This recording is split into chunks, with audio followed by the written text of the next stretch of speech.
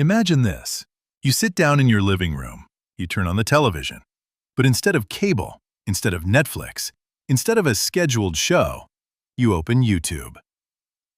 Maybe it's a documentary, maybe a podcast, maybe a music video, maybe a product review, maybe a tutorial, maybe just background noise while you eat dinner. And somehow, this feels completely normal. That is the strange thing about YouTube.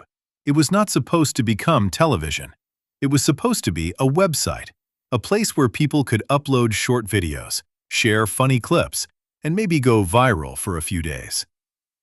But today, YouTube is something much larger. It is entertainment. It is search. It is music. It is education. It is podcasts. It is gaming. It is live streaming. It is television. And in many ways, it has become the default video layer of the entire internet. So how did that happen?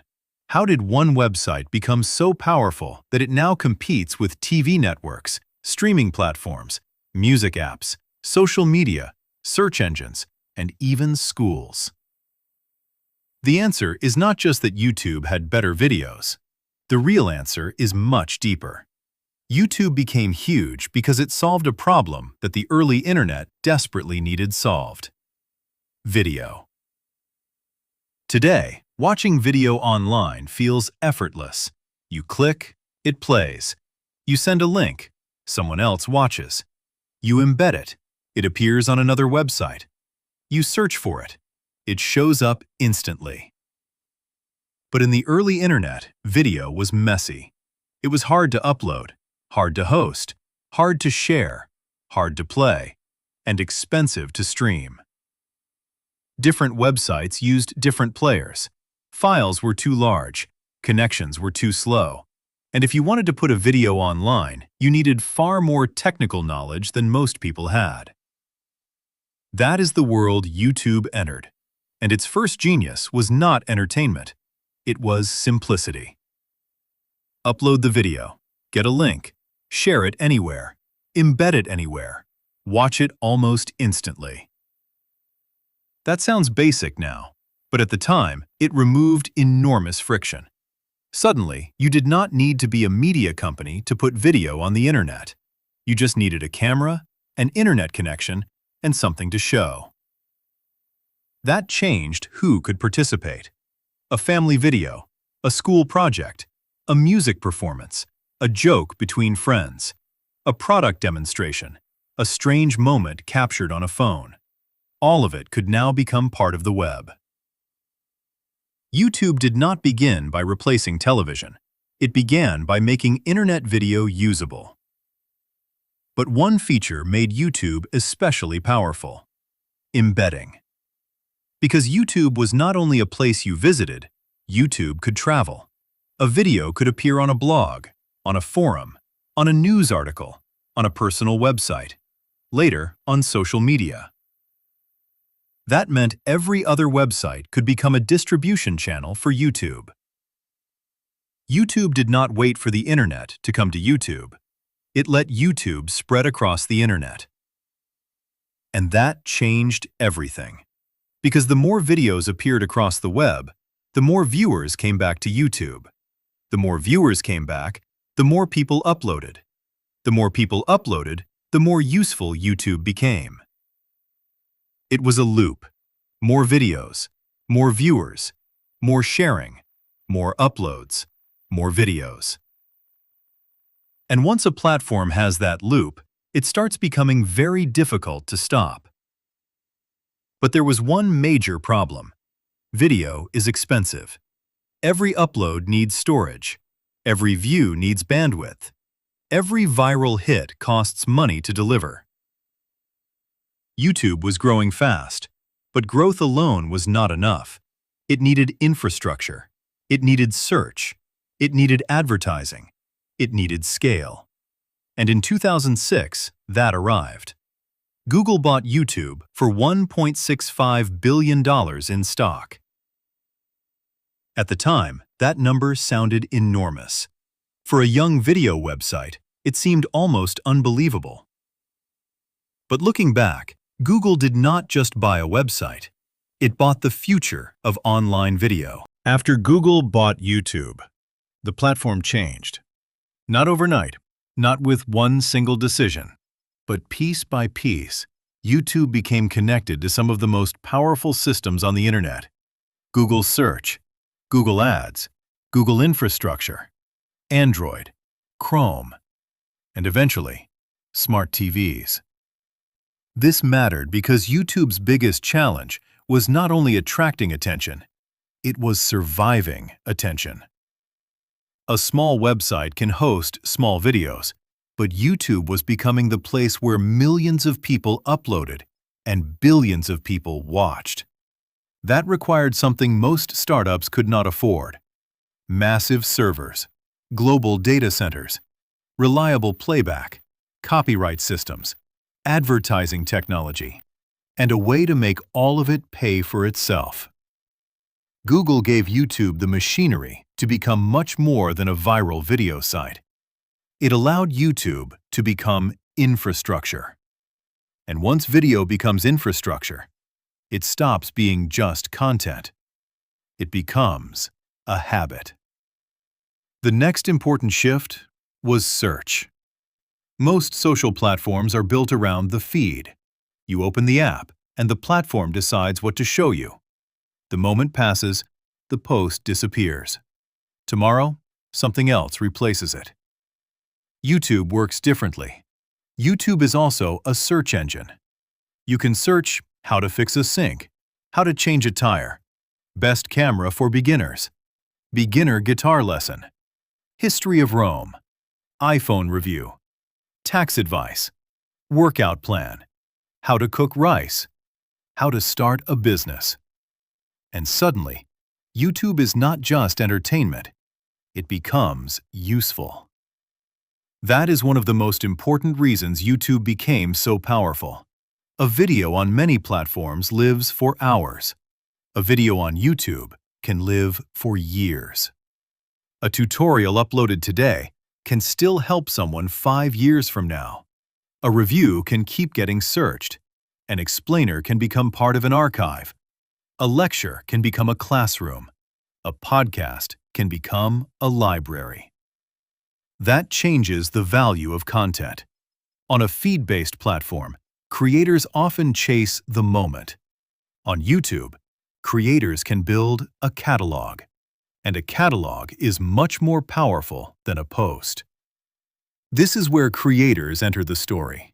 YouTube did not just create viewers, it created careers. At first, people uploaded because it was fun, because they had something strange or funny or useful to share. But over time, YouTube built something very different: a creator business system. Creators could build audiences, subscribers, communities, comments, channels, libraries, brands, and eventually, revenue. That mattered, because attention alone is not enough. If creators cannot earn money, many eventually leave. If they can earn money, they build, they improve, they upload again. They turn a hobby into a business. And YouTube gave them something rare: reach and monetization in the same place. A creator could publish a video, have it discovered through search, recommended to new viewers, shared across the web, watched months later, and monetized along the way. That combination is incredibly hard to copy, because creators were not just posting videos, they were building assets: a library, an audience, a relationship, a business. That is why YouTube became different from television. Television had channels. YouTube had creators. Television had programming. YouTube had search. Television had studios. YouTube had everyone. And that is why YouTube could expand into so many different categories. Tutorials made it useful. Reviews made it trustworthy. Gaming made it communal. Music made it habitual. Podcasts made it long-form. Live streams made it immediate. Documentaries made it serious. Shorts made it competitive with social feeds. Most platforms become known for one type of content. Netflix means shows and movies. Spotify means audio. TikTok means short video. Instagram means social identity. But YouTube became strange because it could hold almost every type of video at once. You might open it to fix your washing machine and stay for a 2-hour podcast. You might arrive for a music video and leave watching a business documentary. You might search for a product review and end up subscribing to a creator for years. That flexibility is part of the reason YouTube became so difficult to replace. It is not one habit. It is many habits inside one platform. But the biggest transformation was still ahead. Because for years, YouTube still felt like the internet. A laptop screen, a browser tab, a phone app, something personal, something small. Then the screen changed, and when YouTube moved into the living room, it began to look less like a website and more like television. For most of its history, television meant one thing: a large screen in the living room. You leaned back, you watched. You did not search much. You did not upload. You did not comment. You simply chose a channel or a show and let it play. The internet was different. It was active. You clicked, typed, scrolled, searched, shared, commented, uploaded. For years, these were two different worlds. Television was passive. The internet was interactive. Then smart TVs changed the border between them. Suddenly, YouTube was not trapped inside a browser. It was on the biggest screen in the house. And that changed how people used it. YouTube was no longer just a place for quick clips. It became a place for long documentaries, podcasts, interviews, live streams, music sessions, gaming streams, explainers, background content, and videos that feel almost exactly like television, except they are searchable, on demand, and made by anyone. That is the real reason the title matters. YouTube did not become the internet's TV because it copied television. It became the internet's TV because it absorbed television's habits and added the internet's advantages. Television had channels. YouTube has millions of channels. Television had schedules. YouTube has search. Television had studios. YouTube has creators. Television disappeared when the show was over. YouTube became the archive. This is why YouTube is so hard to replace. A competitor can copy short videos. A competitor can build a streaming app. A competitor can pay creators. A competitor can recommend content. A competitor can host podcasts. But YouTube has all of those things at the same time. It has the archive, the search behavior, the creators, the viewers, the comments, the monetization, the recommendation system, the embedded videos across the web, the app on phones, the app on TVs, the habit. And habits are powerful. When someone wants to learn something, they go to YouTube. When someone wants a review, they go to YouTube. When someone wants background music, they go to YouTube. When someone wants a podcast clip, they go to YouTube. When someone wants to watch something on the TV, they may still go to YouTube. That is not just brand awareness. That is infrastructure. YouTube became the place people use when they do not even think about choosing a platform. They just need video, and YouTube is there. That is what makes the platform so powerful. It sits at the intersection of search, entertainment, education, music, community, and television. Not perfectly, not without problems, but at a scale almost no one else can match. Of course, this system has consequences. The same recommendation engine that keeps people watching can also reward clickbait. The same monetization system that creates careers can also create pressure. The same endless archive that makes YouTube useful can also make it overwhelming. Creators burn out, viewers lose time, bad information spreads, ads become more aggressive, and the race for attention can make the platform feel less human. But these problems do not make YouTube less important.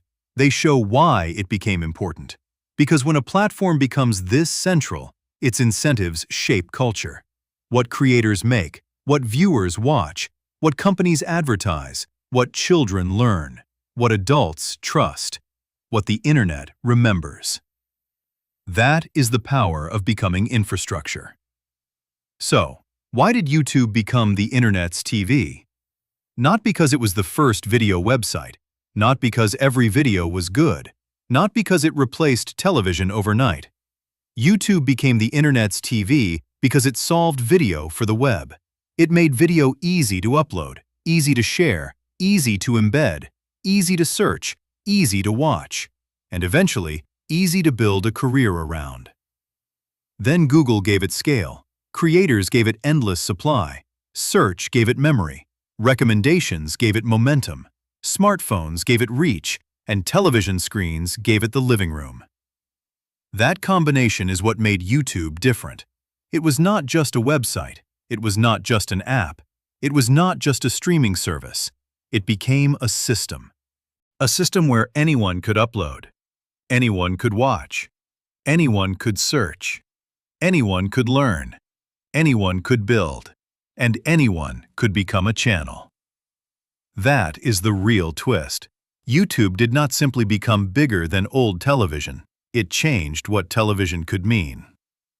The next time you open YouTube, on your phone, on your laptop, or on the biggest screen in your home, look closely. You are not just opening another app. You are opening an archive, a search engine, a classroom, a music platform, a podcast network, a creator economy, and a television system, all at once.